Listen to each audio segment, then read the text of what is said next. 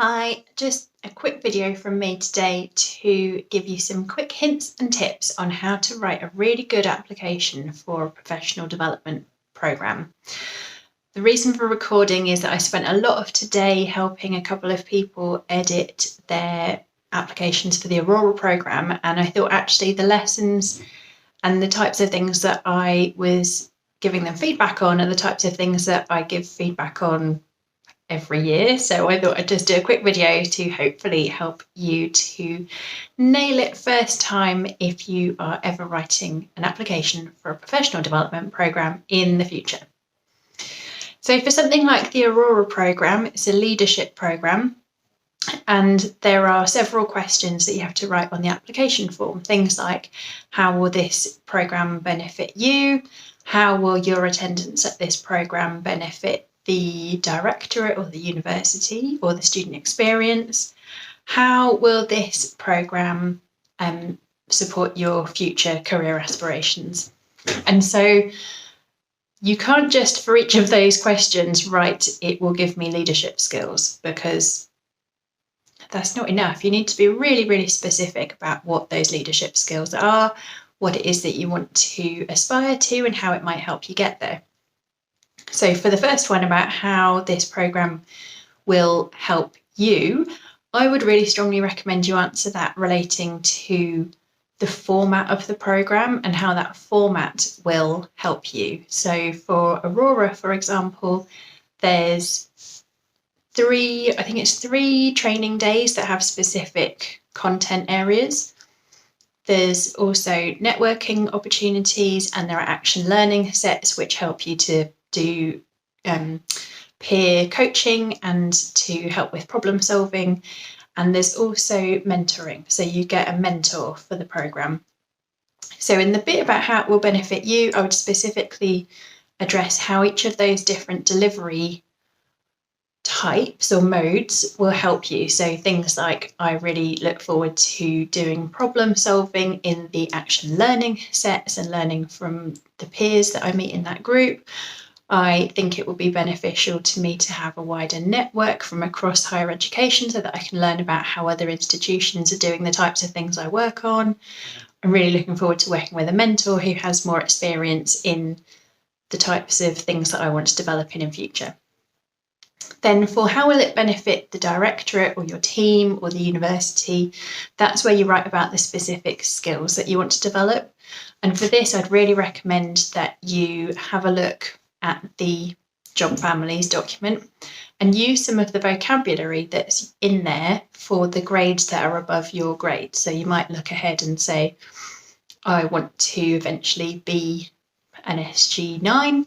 So have a look at the vocabulary that's in there about things like taking the sort of strategic direction of the directorate and then making that into operational plans that you can actually work through and give to your team as day-to-day objectives and tasks that will help you and your team to deliver on the strategic vision. And those are the kind of things that really are the difference between what heads of section are doing and what you as maybe an SG7 or 8, SG6 or 7 are doing on a day-to-day basis. So have a think about, what is it that your senior management team do that is different to what you do now, and then talk about how the program that you're applying for will help you to develop the skills that they have that you don't yet. And then for the last part about career aspirations, again, I would really recommend you choose a specific role that you want to aim for. And if that doesn't pan out in future, it's fine. Like, don't get too hung up on the specifics of that role, but choose something that will then help you to hang your answer off. So even if you don't want to become head of whatever your team is, write about if you were going to become the head of that team and what you would need to develop through this program in terms of things like decision-making skills, business planning, around compliance, if there's anything that your team head does that's around, making sure that you're compliant from a financial point of view.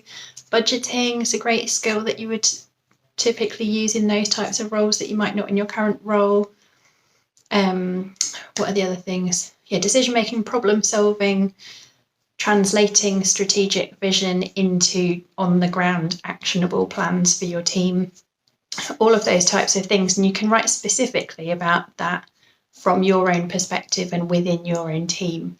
But if you choose a specific role that you want to go to, then it gives you something really clear to talk about. And then you can relate those skills to the syllabus that's covered in the development programme. So for Aurora, you know that there's a development module there that's about power and politics.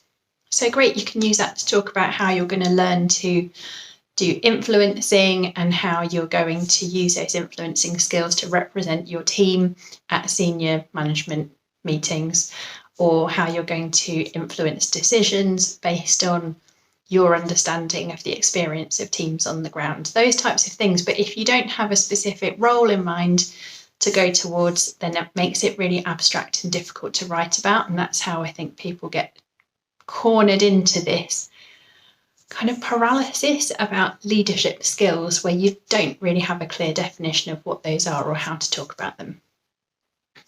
So those are my top tips. I hope that you found this useful, and if in doubt, always look back at the HERA role profiles, which is the higher education industry standard for how different grades are described. And specifically within the directorate, look at our job families document, because that talks about the different skills, behaviours and attributes that we as a senior management team would expect to see from each different grade. And that will really help you to be able to say, if I'm an SG6 now, and I want to become an SG9 sometime in the future, these are the different stages of development that I need to go through, and that will help you in your application to find the right vocabulary to describe that journey and how you hope this programme will help you to get there. Good luck. I hope you have all the success in your future applications and career. Good luck, and I'll see you soon. Bye.